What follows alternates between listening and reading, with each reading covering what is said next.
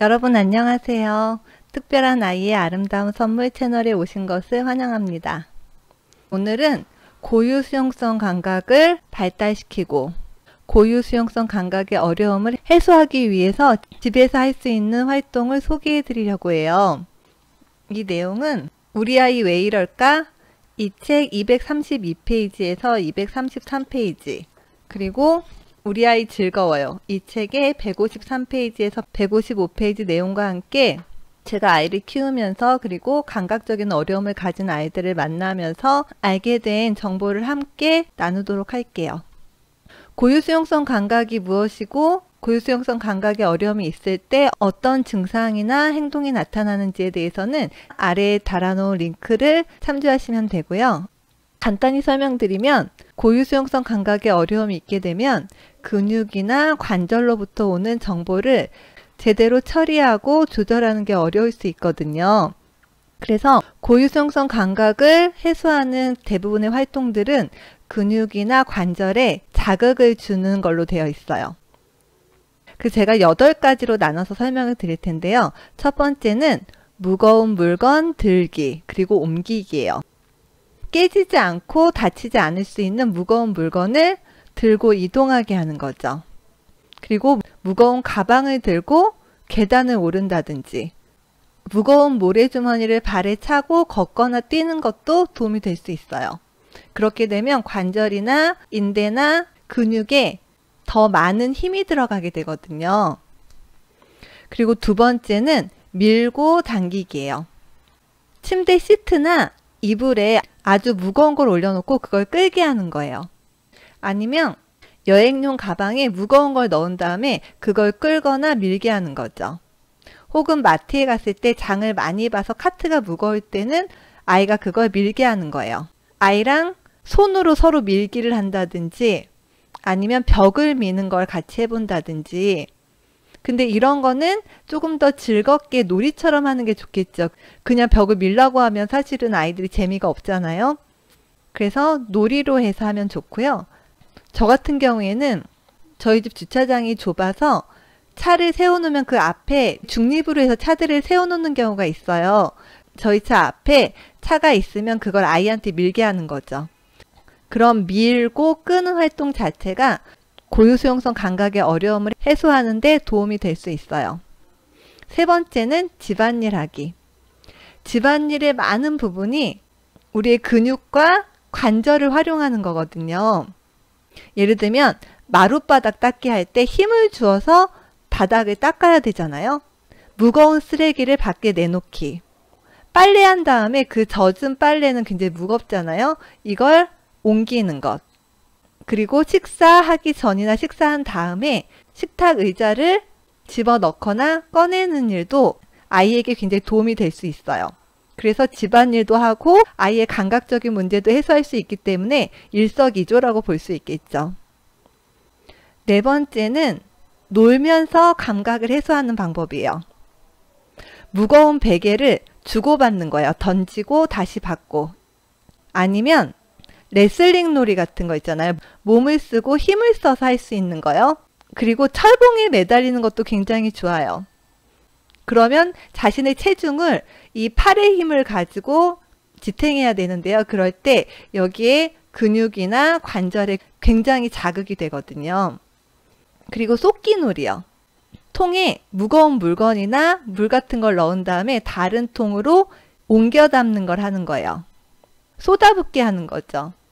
그래서 이런 활동들은 고유수용성 감각뿐만이 아니라 시지각이라든지 다른 감각에도 도움이 되는 경우가 많아요.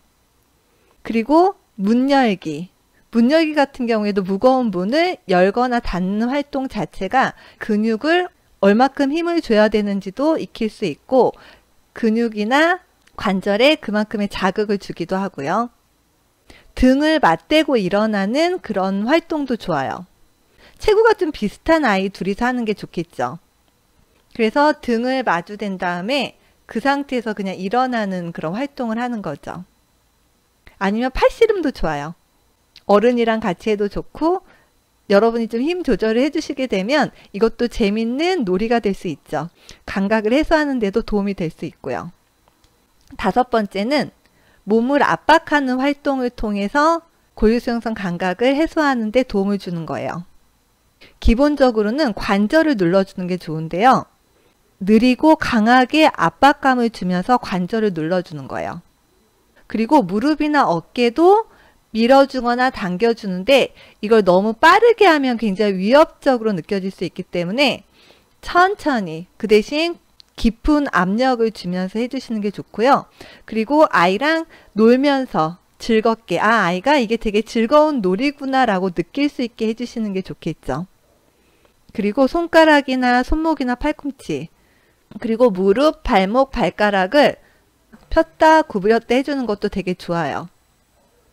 근데 항상 아이의 반응을 좀 봐야 되겠죠. 아이가 즐겁게 할 수 있으면 더 해주는데 아이가 거부하거나 힘들어할 때는 멈추고 다른 방법을 시도하는 것이 좋고요.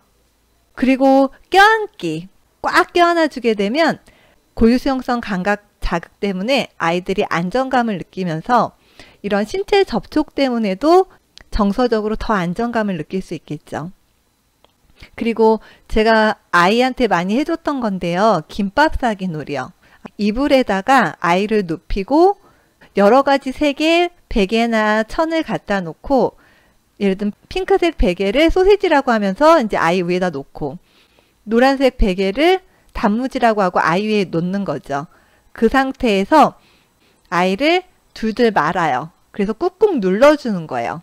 그러면 꾹꾹 눌러줌으로 인해서 압력을 받게 되고 또 굴러주는 거에서도 압력을 받기 때문에 재미있는 놀이이면서 감각 해소에 도움이 될 수 있죠. 그래서 마사지를 많이 해주는 건 굉장히 좋고요. 자폐 성향을 갖고 있으면서 동물학자인 템플 그랜딘을 그린 영화를 보면 학교에서 스스로를 압박하는 기기를 만들어서 안정시키는 모습이 나와요. 그래서 이렇게 강한 압력을 주면서 마사지를 해주는 건 아이들의 고유수용성 감각에 도움을 주어서 굉장히 안정감을 줄 수 있어요. 여섯 번째는 운동하면서 이 감각의 어려움을 해소하는 거죠. 일단은 뛰고 점프하는 그런 운동은 다 도움이 될 수 있어요. 트램폴린이라든지 방방 그리고 밑에 좀 안전하게 푹신한 걸 놓은 상태에서는 침대나 혹은 높은 곳에서 뛰어내리게 하는 것도 굉장히 좋을 수 있어요. 계단을 여러 층계를 뛰어내리는 것도 좋고요. 다만 넘어지지 않게 조심해야 되겠죠. 인라인이나 롤러스케이트를 탈 수 있다면 그걸 타고 좀 높은 곳으로 올라가는 것도 힘을 많이 주게 돼서 감각 해소에 도움이 되고요. 무거운 공을 튕겨보기도 하고 굴려보기도 하고 이런 것도 도움이 될 수 있고요. 일곱 번째는 구강 활동을 통해서 고유수용성 감각의 어려움을 해소하는 방법이에요. 고유수용성 감각의 어려움이 있게 되면은 이 구강 자극을 많이 추구할 수 있거든요. 이런 경우에 껌을 씹게 하거나 질기거나 딱딱한 음식을 씹게 하는 거예요. 오징어처럼요. 그리고 빨대를 활용해서 물을 마시는 거예요. 그렇게 되면 컵으로 마시는 것보다 훨씬 더 많은 압력이 필요하잖아요. 촛불 끄기, 풍선 불기 이런 것도 입안의 근육에 압력을 주게 되어서 도움이 될 수 있어요. 마지막 여덟 번째로 손으로 하는 활동이 있어요. 종이 찢기나 늘어나는 줄이 있으면 그걸 당기고 그걸로 놀이를 하는 거예요. 같이 당기기도 하고요. 혼자서 당겨보기도 하고 그걸로 여러 가지 동작을 해보기도 하고요. 탄력 상태가 굉장히 다양하면 더 좋겠죠. 더 빡빡한 거, 잘 늘어나는 거 이런 걸로 해서 아이하고 놀이도 하고 또 언어적인 자극도 되겠죠. 예를 들면 뭐 잘 늘어나네, 잘 안 늘어나네 뭐 이런 식으로요. 그리고 또 하나 좋은 거는 망치질처럼 손으로 압력을 주는 활동도 좋거든요. 저희 아이는 아침마다 보충제를 먹는데요. 아직 캡슐이나 정을 삼키질 못해요. 그래서 다 가루 상태로 주는데요. 정 같은 경우 빻아야 되잖아요. 그래서 그걸 아이한테 시켜요. 그럼 아이는 작은 절구랑 빻는 걸로 해서 이렇게 쿵쿵쿵쿵 내리치거든요. 그것도 고유수용성 감각에 도움이 되는 거죠. 지금 제가 설명드린 8가지는 다 목적이 있고 생산적이거나 의미가 있는 거잖아요. 그래서 이렇게 의미 있는 생산적인 활동을 통해서 아이들이 감각 해소를 할 수 있게 도와주시는 게 좋고요. 그리고 제가 마지막 두 개 말씀드린 구강 자극이나 손으로 하는 작업은 굉장히 중요해요. 우리 뇌에는 뇌 지도가 있는데요. 거기 보면 다른 기관보다 우리 입과 손의 영역이 굉장히 커요. 그만큼 중요하다는 의미죠. 그래서 손과 입을 잘 활용하고 많이 활용할 수 있으면 우리 뇌에 훨씬 더 도움이 된다는 거죠. 수영도 굉장히 좋아요. 아까 운동에서 제가 말씀을 안 드렸는데요.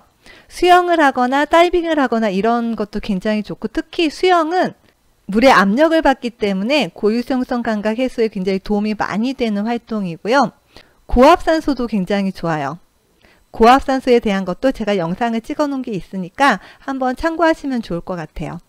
여러분들도 한번 해보시고요. 만약 여러분들이 알고 계신 것 중에 함께 나눠주실 수 있는 활동이 있다면 댓글에 남겨주시면 더 좋고요. 오늘 함께 해주셔서 감사하고요. 다음에 뵙겠습니다. 안녕히 계세요.